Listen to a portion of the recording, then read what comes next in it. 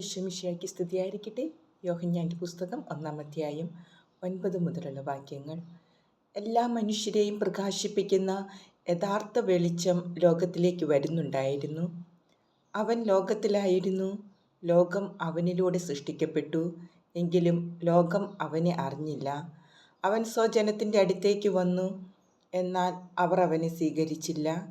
തന്നെ സ്വീകരിച്ചവർക്കെല്ലാം, തൻ്റെ നാമത്തിൽ വിശ്വസിക്കുന്നവർക്കെല്ലാം ദൈവമക്കളാകാൻ അവൻ കഴിവ് നൽകി.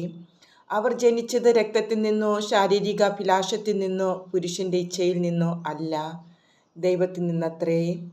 വചനം മാംസമായി നമ്മുടെ ഇടയിൽ വസിച്ചു. അവൻ്റെ മഹത്വം നമ്മൾ ദർശിച്ചു.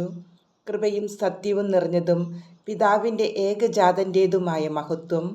യോഹന്നാൻ അവന് സാക്ഷ്യം നൽകിക്കൊണ്ട് വിളിച്ചു പറഞ്ഞു, ഇവനെപ്പറ്റിയാണ് ഞാൻ പറഞ്ഞത്. എൻ്റെ പിന്നാലെ വരുന്നവൻ എന്നേക്കാൾ വലിയവനാണ്, കാരണം എനിക്ക് മുൻപ് തന്നെ അവനുണ്ടായിരുന്നു. അവൻ്റെ പൂർണ്ണതയിൽ നിന്ന് നാമെല്ലാം കൃപയ്ക്കുമേൽ കൃപ സ്വീകരിച്ചിരിക്കുന്നു. എന്തുകൊണ്ടെന്നാൽ നിയമം മോശ വഴി നൽകപ്പെട്ടു, കൃപയും സത്യവുമാകട്ടെ യേശുക്രിസ്തു വഴി ഉണ്ടായി. ദൈവത്തെ ആരും ഒരിക്കലും കണ്ടിട്ടില്ല.